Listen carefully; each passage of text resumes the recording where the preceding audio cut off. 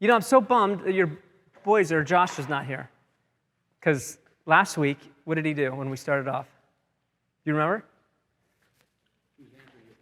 He knew them, right? He knew the questions. So I was like throwing him out there, and he's like, Johnny on spy. He's like, yep, got this. And so I was going to quiz him again, and I had a prize for him. So you can tell him like he didn't get his prize tonight. Oh, I thought you were going to stay there and watch the game. I was like, what? All right, so last week we talked about Philippians. We're going to stay with Philippians this week. We're in chapter 3. And so we did a little bit of review last week. And so for people that missed last week, let's see if you can pick up where your son left off. Oh, yeah. We're going to put you on the spot, Rustin. Last week we talked about, last 2 weeks, we did culture, context, history, language, right? So we said, who wrote this letter? Paul wrote this letter. Who was he writing it to? Philippi, very good. And where was he when he wrote this letter? He was in prison. Do you have all your answers right there? Is that where you're going? What was the focus of the letter? What was the focus of his beginning of his letter? You remember? He's writing the very first things that he said to them. What was he writing about them?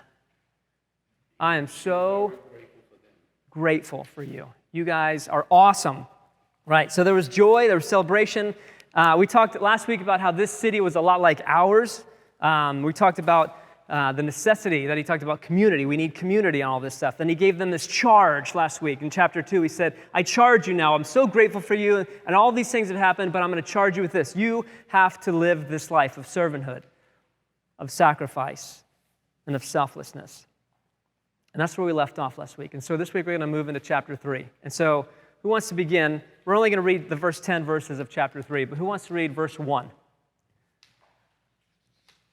Chapter 3, verse 1. Aaron, as loud as you can, please. I'm not there yet. No, just one.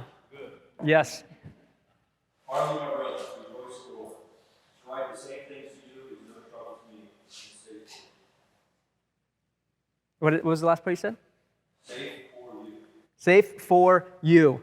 And so he starts off this verse, he starts off this chapter by saying, once again, I'm rejoicing in you, and I'm thanking you for being trustful of me, because it's safe for you to do that. And I found this interesting because there's something that I've taught in a long time, this idea of the circle of trust. And there was a movie. Do you guys remember the movie? You remember, what was it? Circle of trust was these talking. Yeah. Are you in the circle of trust? Or are you out of the circle of trust? Are you in or you out, right? It was this big deal. It was really funny. But it was a real thing. It's this circle of trust where, what is it? It's where you trust people that are in the circle. And why do you trust them? Why do you trust them? And what was the experience? Why was it good? The answers are there, right? Right? You can say that. Go ahead. Because they know, they're in the circle of trust because you know that you can trust them. You know that they have your best interest at heart. You know that they're not going to talk poorly about you once they leave the room, or they're going to talk behind your back. Those people are usually not somebody that you're going to have in the circle of trust. They're like the closest people that you have in your life. You trust these people. You have real, genuine relationships with these people. Is that hard to find in today's culture? Why? I see a lot of shaking heads, but nobody wants to answer that. Why is it so hard? Why is it hard? Is it hard to find people you trust? Is it hard to find people that won't gossip about you when you're gone? Is it hard to find people who have your best interests at heart instead of just their own? Is that the culture that we currently live in? For Paul, he's rejoicing because he knows, I know that you have my best interests at heart. I know that you care about me. We have a genuine relationship. 2 through 4. Alex. Look out for the dogs. Look out for the evildoers. Look out for those who mutilate the flesh. For we are the circumcision, worshipped by the Spirit of God, and the glory of Christ, and put no confidence in the flesh. Good. So there's problems that Paul has with other people. There are other people, I shouldn't say that. Paul doesn't have other problems with other people. People have problems with Paul. and what he's teaching. He's got this idea that he's sharing this message with these pagans, right? These Gentiles who are not of the Jewish faith, and there are people who vehemently disagree with him, harshly. There are others who they can't stand what he's teaching. And as I read this, I stopped and I to be honest, I've felt this because you've witnessed it. I have experienced some of this here where there are just people who just don't like what I teach. They don't like how we do things. They disagree. And 12, 15 years ago, there was a group of pastors who were very confrontational in how I did prayer in a room at PJ's. And it's a memory that will never escape me. And they were literally yelling at me in the building, not loudly, but angrily, because they disagreed on how I did a prayer service. But here's Paul writing from jail to the people that he loves and cares about, and he's warning them, there's going to be people who disagree with me, and they're going to come in, and they're going to tell you what you're doing is wrong. Because in the ancient world, Gentiles like us were not allowed to participate in the activities of the Jewish God like the rest of the Jews were. You couldn't go to the temple and participate in the activities of God. You couldn't go into the synagogue and celebrate the things that you were Jewish with everybody else. You had to sit in a different place in the back. You couldn't even eat a meal with a Jewish family or a group of people because you were a pagan, you were a Gentile. You can't do those things. And what does Paul do? No. Those are man-made rules. People made those rules up. That's not what God said.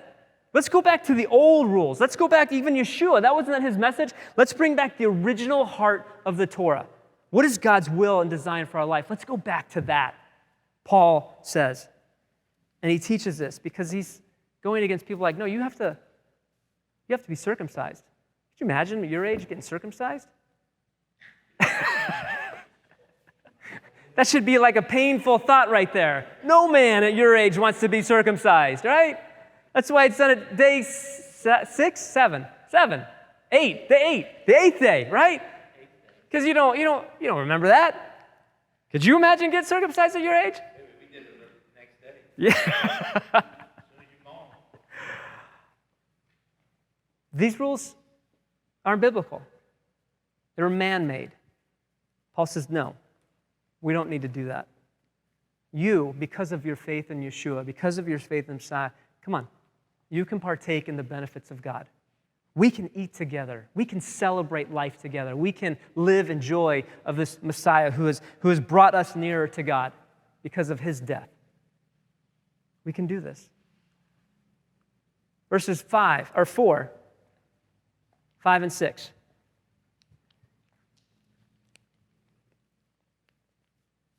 Who's got us? Rustin, you got me? 3, 4, 5, and 6, please. Chapter 3, verse 4, 5, and 6, please, yes. Though I myself have reason for confidence in the flesh. Also, if anyone else thinks he has reason for confidence in the flesh, I have more. Circumcised on the 8th day of the people of Israel, of the tribe of Benjamin, a Hebrew of Hebrews, as to the law, a Pharisee, as to zeal, a persecutor of the church, as to righteousness under the law, blameless. Excellent. I'll never forget my wife asking me, why do you need to go back to school? You've been studying this stuff for 10 years. Right? Why do you need to go get a piece of paper? And then not even that, okay, you got a piece of paper, another bachelor's degree. Why do you need to get a master's degree? Why do we need to spend this money? Why do you need to do this stuff? Right? You've been learning it and studying it. Just teach it. Why does it matter? Because in the eyes of man, what do they look at? Who are you? I mean, you want to work on dogs. Really? What credentials do you have, doctor? Right? They're not just going to let anybody work on a dog because I want to know, are you good? Do you know what you're doing? And so here's Paul. I know people are going to come in, they're going to talk about me, and they're going to try to persuade you. And they're like, who is this Paul guy? You want me to tell you who I am? Here's who I am. And he gives this litany, this list of all of these things. Besides, what he doesn't throw in there is that he was also trained by whom? Gamaliel, Oh, yeah, he says that later on in one of the Acts letters, right? Or you would have heard about that. Who's Gamaliel at this time? In the first century, who's Gamaliel? Not just a well-known rabbi. He's the most famous rabbi of that day. He holds the highest court in Jerusalem. He is the guy that trains all of the greatest disciples that people look at. And you come and you get trained by him, and you're a disciple of Gamaliel. Not only that, he's also a Roman citizen, which is why he's in Philippi, and it makes it easy to teach these things. He's a citizen. He's well-traveled. He's well-learned. He speaks multi-languages. How many of you have been to multiple countries? How many of you speak multiple languages? How many of you hold all of these different degrees and have one of the greatest teachers in all of the country as your teacher? I don't know anybody like that. That's this guy. Who am I? Let me tell you who I am. That would be like today saying, you know what? I hold a degree from MIT. I did a clerk job, or a judge. I worked under the Judge Scalia and did a clerkship for him for several years before I passed my bar. Oh, and then I was also VP at Tesla for a little while. Dabbled in, a few of those things. I got tons of money. I don't need any money, and I got contacts all over the country who know me, who want me to come work for them. We miss this because we think in religious terms. We think, oh, Paul's just this educated, religious guy. But we forget who were the most important people in the first century in the Jewish culture. It wasn't the business owners. It wasn't the politicians. It was the rabbis. They were the most respected, the most desirable. When you have kids, I just hope and dream that my kids will one day sit under the feet of this rabbi, and hopefully they will be honored enough to be a rabbi. That was every parent's dream. We don't recognize that because that's so outside of our culture. Our culture looks at success in a much different way. But this is Paul, one of the most successful people of his day, in a different country. Verses 7 through 9. Who's got me? Somebody on this side. Who's got me? You got me, yeah. Come on. I know you're like, don't look at me. You're like, look down.